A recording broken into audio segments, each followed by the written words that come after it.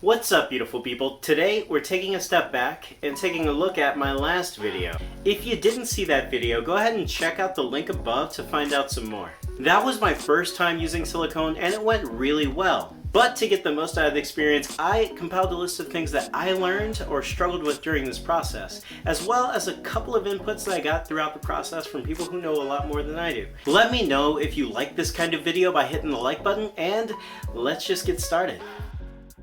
The model did turn out extremely well. I'm super happy with how everything looks about it. It's the right weight, the right height, the right size. Everything about it feels really good, except the grain lines of the wood placed inside the mold.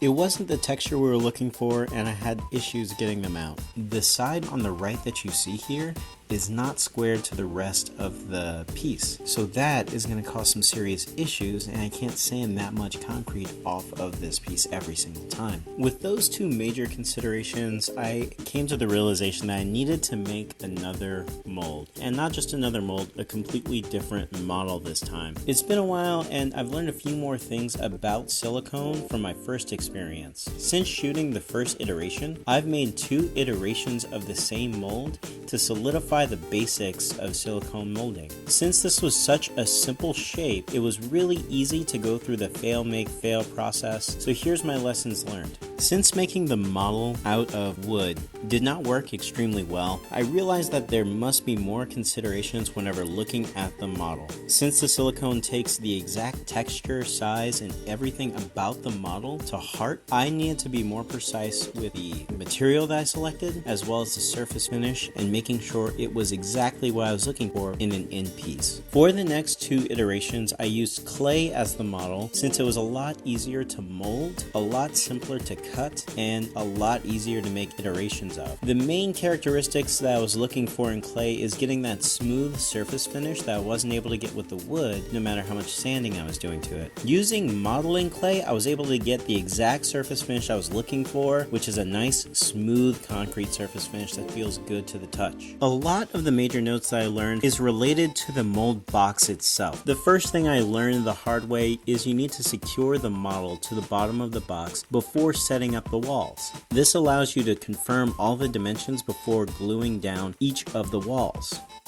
Place the wall as close as possible to the model. What you're looking for is just enough structural rigidity in the walls to hold the form of the mold without sacrificing that much material. The main way you can see this in action is for the very first mold and the second mold where I wasn't really concerned about the walls. You can see the size of the box is enormous. For example, my first and second mold took about 11 ounces of silicone, while my third mold, which had larger dimensions than both of them, took only 4 ounces to make.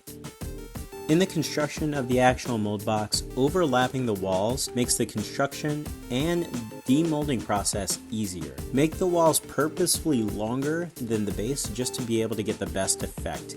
I didn't try in this project, but some people like making acrylic or wood sheets specifically for mold boxes. It might be something I try in the future or with more complex shapes. Finally, consider using a disposable or measuring cup. If it fits, it ships.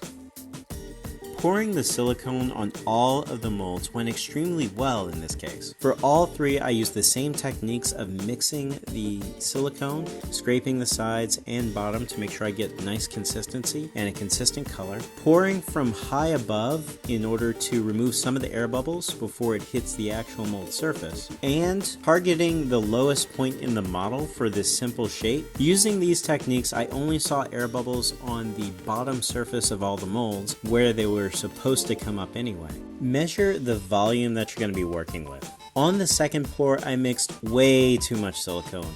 I had enough left over in order to mold a shot glass inside of a cup. As far as the measuring of the volume, I have 2 main takeaways. Measure the volume that is needed. The best time to take measurements is right before mixing all of the silicone, because that's going to be your final dimensions of your box and your part. If you have a more complicated shape, use rice or water to gauge the volume that's needed. The second point is to have a cool model of something that you'd like to mold if you have enough silicone left over. Like I said, I tossed a fun shot glass into a cup and had just enough to cover up everything for the mold.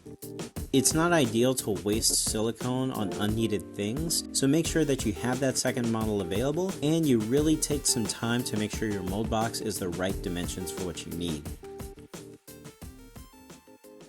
If you made it to the end of the video, you must have loved it. Let me know by hitting the like button down below. If you're new here, subscribe to get all the notifications about our fitness, family, and finance-centered content.